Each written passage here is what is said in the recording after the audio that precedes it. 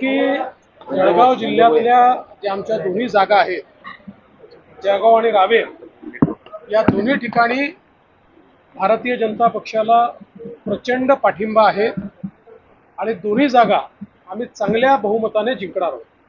शरद पवार जळगावला आले होते. शरद पवार यांनी सांगितलंय की गेल्या काळामध्ये मोदींनी जी आश्वासने दिली ती फेल ठरली, त्याच्यामुळे मोदींची आस्था जी ती कमी झालेली आहे महाराष्ट्रामध्ये असं. पवार साहेबांना जी आश्वासनं पाहिजे असतील ती कदाचित मिळाली नसतील. जनतेला जी आश्वासनं मोदीजींनी दिली ती सगळी 100% यशस्वी मोदीजींनी केली आणि म्हणूनच जनता मोदीजींच्या सोबत आहे. तुम्हाला जास्त माहिती आहे.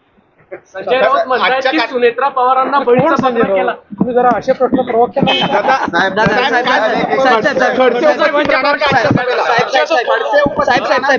बोललो ना तुम्ही. यावेळेस काय करायचं? दरवेळेस नवीन नवीन थोडी बोलता येतं. जे मागचं सांगितलं तेच आहे. चला भाऊ कुठे